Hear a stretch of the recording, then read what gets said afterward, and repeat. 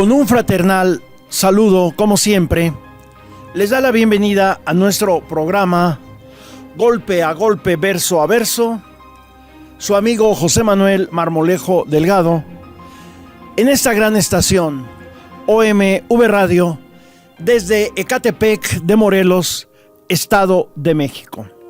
Continuamos desarrollando nuestra temática sobre el Maximato, sin antes comentar que tenemos de fondo en nuestra pantalla esta preciosa vista del templo colonial del pueblo de Tepetitlán en Acolman, Estado de México. Hay que visitar estos pueblos y vacacionar en ellos, sobre todo ahora en Semana Santa. Damos inicio a nuestro programa hablando de la rebelión en México en contra de Calles por la imposición de Álvaro Obregón. El periódico Excelsior, en el número 3836 del domingo 9 de octubre de 1927, en primera plana, publicó esta nota. El general Obregón explica las causas de la muerte del general Francisco Serrano. Dice el divisionario que el candidato antirreeleccionista pagó con su vida los errores que lo obligaron a incurrir sus falsos amigos. Un incomparable beneficio que nos dio la revolución.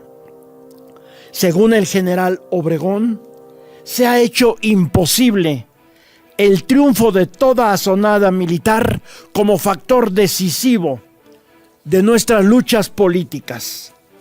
Antes de que Obregón tomara el tren con destino a Sonora, el reportero le hizo esta pregunta: ¿qué opina de los últimos sangrientos procesos que se han registrado al margen de la cuestión política? Obregón respondió que para quienes participaban internamente en la política nacional, esos hechos no constituían una sorpresa. Son manifestaciones de la pugna entre dos corrientes existentes con el triunfo de la revolución. El grupo antagónico a las tendencias revolucionarias logró atraer a los generales Serrano y Gómez una vez que se dieron cuenta que no podían triunfar por la vía democrática. Afirmó que desde su discurso de aceptación de la candidatura, el 28 de junio, previó que esos grupos en 90 días incidirían en el intento de llegar al poder por la vía militar y que todo el país sabía que propagandistas de los candidatos antirreeleccionistas con sueldos oficiales se entrevistarían con los jefes militares para realizar con ellos actividades políticas. El 1 de julio, fecha en la que se inició su gira electoral, anunció que en 90 días sus adversarios estarían en la disyuntiva de abandonar su empresa o provocar un conflicto armado con los pocos elementos militares que secundaran su aventura. Pues dada la organización y disciplina del Ejército Nacional y el claro concepto del deber existente entre la mayoría de sus miembros, muy pocos secundarían la aventura y que ese número lo constituían los militares con mando de tropas radicados en la capital de la República, que habían logrado hacer motivo de especulación la bondad y la falta de carácter del entonces gobernador del Distrito Federal. Afirmó que era muy difícil prever los trágicos detalles que la sublevación ha seguido, pero la magnitud de esta sí podemos juzgarla, los que hemos logrado asimilar alguna experiencia política en los últimos años de lucha. El secreto de la tranquilidad pública es patrimonio de las clases rurales y no podrá amagarnos una nueva tragedia quien no ha sabido conquistarse el aprecio de esas masas populares conocidas con el nombre de carne de cañón. Eso decía Álvaro Obregón. Incurrí en el error de suponer que estaba conjurado el peligro de una asonada militar cuando el general Eugenio Martínez solicitó permiso para realizar un viaje a Europa. Más bien lo desterraron, porque siendo este alto jefe el principal punto de apoyo con que contara el general Serrano para construir un núcleo militar alrededor de su prestigio como soldado, suponía yo que, rectificada la conducta del general Nes y de los demás jefes subalternos, también rectificarían la suya.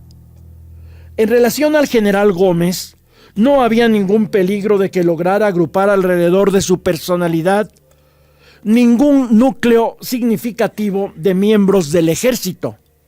El general Arnulfo R. Gómez, desde que llegó a divisionario, se convirtió en súbdito de su propia vanidad, y esto le exigía considerarse superior a todos sus compañeros de armas, ofensa esta que ninguno de ellos podía perdonarle.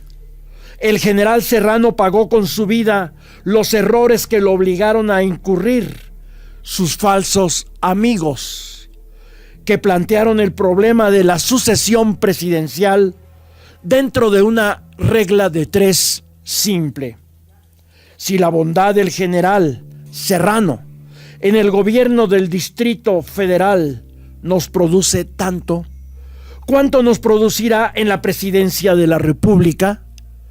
Y cuando el lápiz hubo resuelto la interrogación, lo proclamaron su candidato, a un hombre que, a pesar de su bondad y de su talento, no había tenido contacto con el alma popular, ni había realizado ningún acto en su vida de revolucionario que constituyera una garantía para los intereses en pugna del proletariado, de las ciudades y del campo, frente a los intereses de la reacción dentro y fuera del país.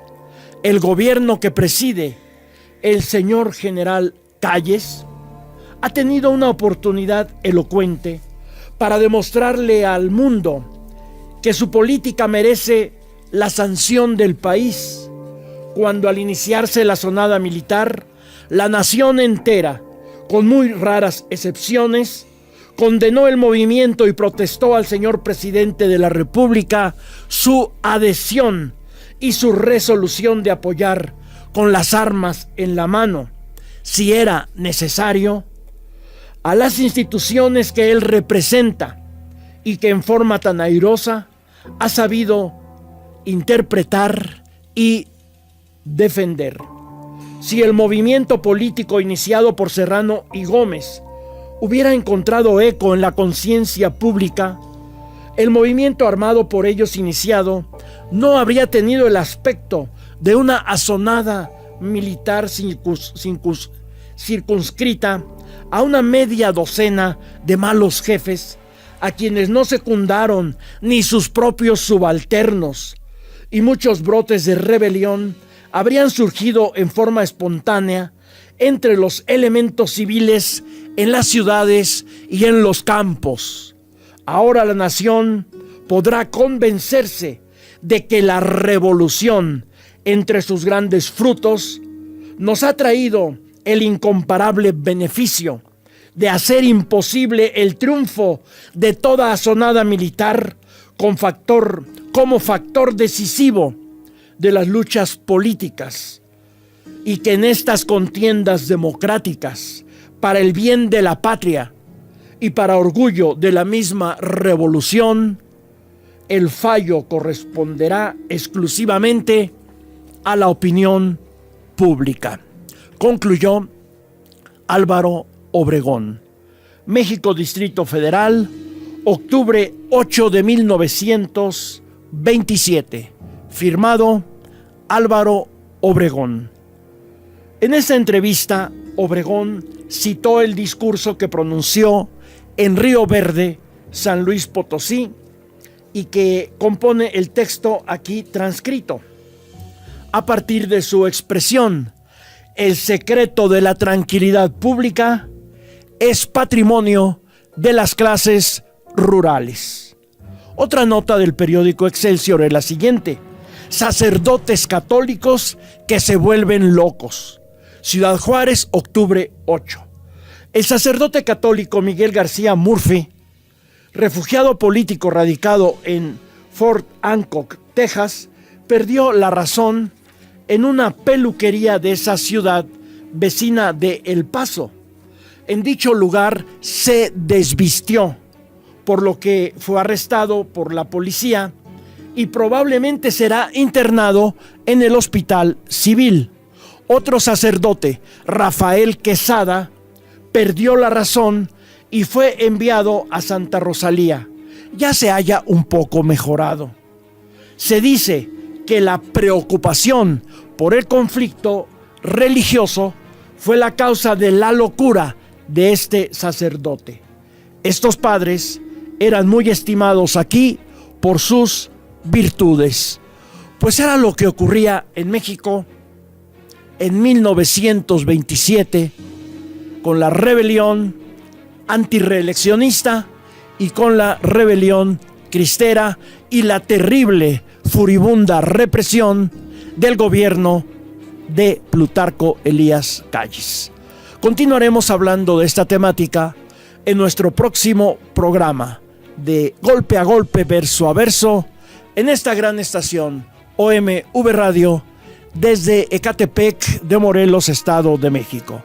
Se despide de ustedes su amigo José Manuel Marmolejo Delgado.